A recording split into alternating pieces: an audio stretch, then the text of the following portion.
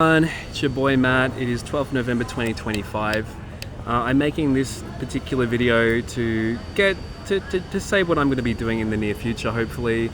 But before I do that, I need to describe a concept in game theory called the prisoner's dilemma. So game theory, it's a decision-making framework. It was developed by a few mathematicians around the time of the Cold War. They realized it could be used for a whole lot of different applications, but largely in making decisions where you don't, where some of them are called cooperation games, some of them are called have different categories. The main thing is it's a decision-making framework, and it's a damn fucking good one. Now, perhaps the most famous game in game theory is called is outlined in something called the prisoner's dilemma, which describes an incentive structure which justifies why we can't ever fucking resolve things like global warming, or end up in situations where people who would ideally cooperate with each other and get a better outcome for both of them will, in most situations, end up ruining each other's lives, okay? And the most clear example of that is climate change and global warming and that kind of thing. So the prisoner's dilemma. You got two people, right? They're both been taken into the police station. Neither of them actually committed a crime, but they're given an option by the detectives, okay? What's going to happen is that if neither of you dob either of each other in, okay? Neither of you say anything. What's going to happen is that you're both going to go home. There's not going to be any problem at all, okay? Like, this is the best fucking outcome. No prison time for any of you. Now, but if you plead guilty and you tell this guy that he did something, he was also guilty as well, and that person does not say that they were guilty, what's going to happen is that guy's going to go to jail for 10 years and you're going to go to jail for a month, okay? So there's a big disproportionate incentive there to say, hey bro, you fucked up, all right? And what ends up happening in this situation is that the most rational thing for a person to do is to go, hey bro, that guy's guilty, because if I don't do that, I'm going to end up going to jail for 10 years if I don't say anything and this guy says that I committed a crime, okay? And what ends up happening with people, with situations, games which follow that same incentive structure in the world, is that we end up in situations where ideally if people cooperated together, there'll be a better outcome for everyone. Like, for example, if everyone in the world agreed to stop polluting, what would happen overnight is, that we would avoid a global catastrophe where we have famines, where we have entire island nations wiped out, we have all the economic instability and the high likelihood of war because of all the stresses put on nations because of global warming. We would end up preserving all our seaside real estate. But in reality, what happens is that because there's always an incentive for someone else to not cooperate and end up bearing better fruit because of their lack of cooperation, climate change is almost inevitable. We cannot coordinate globally and never have been in such a way to avoid a calamity such as climate change. And what you'll see is that, for example, you say a nation, okay mate, you stop fucking producing oil, what's going to happen is that to avert a climate catastrophe, well, that just means that the oil price now increases because there's scarcity of that incredibly valuable resource, and someone else now gets to produce that oil and gas and profit from it. So every time, it means that something like averting a disaster from climate change just is not possible. The incentive structure is not there for that to take place. But similarly, once there's also the reality that when someone takes power and ends up in a position of power and authority, they now have a different set of incentives at play that they need to work through, and they are now playing a different game.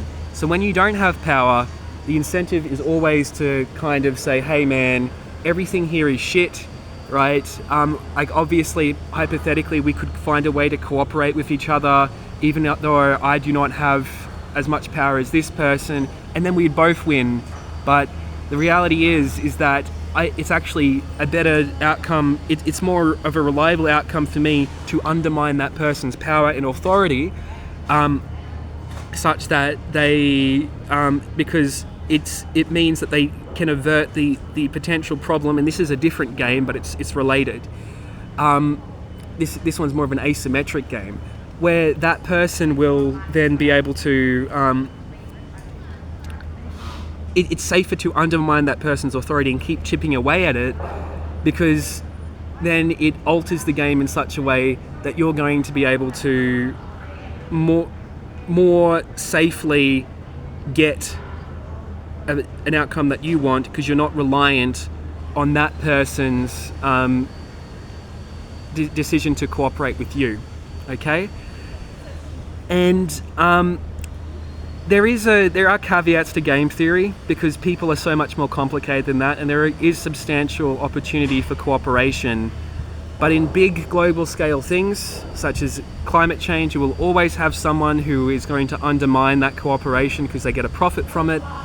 And similarly, when I eventually get my fortune, I'm going to end up having to make decisions about things where I'm going to have to play with these games, okay?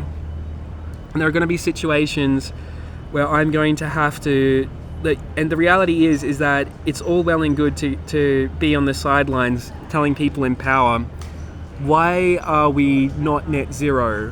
Why are we not having all this, why are we not working?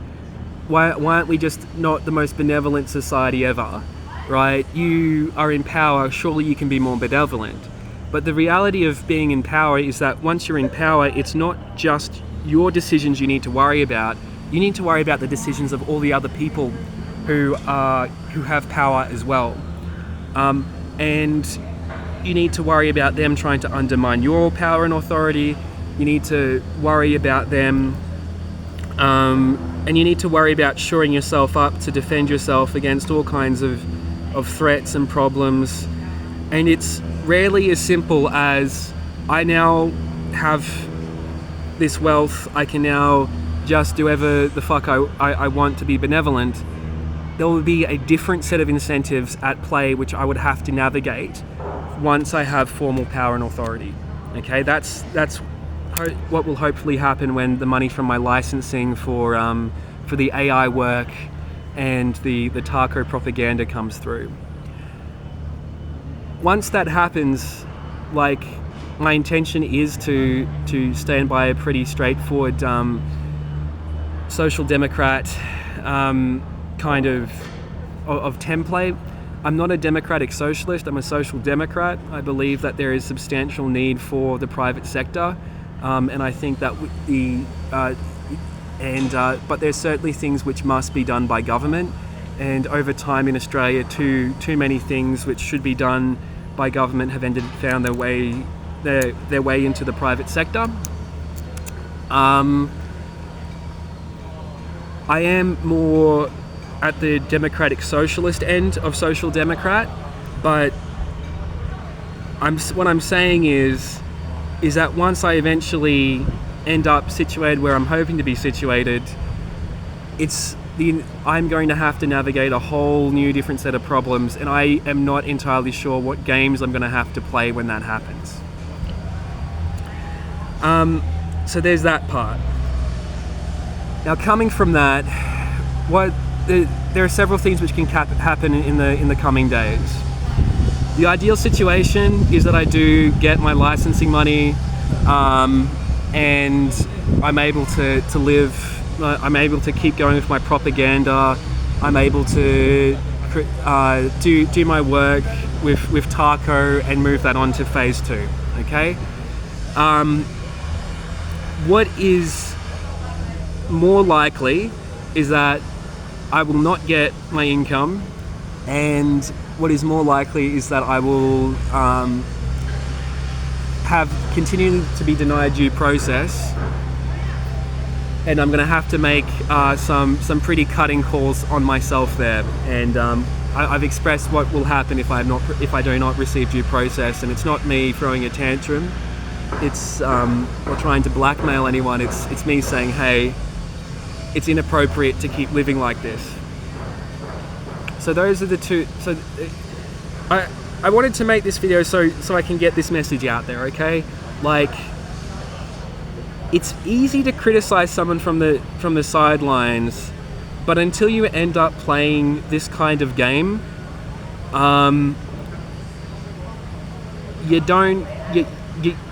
you're not really in a place to provide substantially accurate critique. Absolutely in a place to provide critique, but having power is it's a burden. It's a burden which people should rise themselves to, and they should look to it with how do I put it?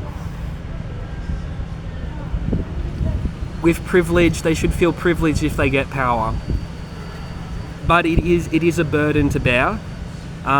It's a privilege to bear, but being in that situation means that you are exposed to a whole lot of different incentives and different responsibilities to a person who's on the sidelines. Okay, and I wanted to make this video before I get my crown, proverbially, if I get my crown. Right, have a good day, everyone.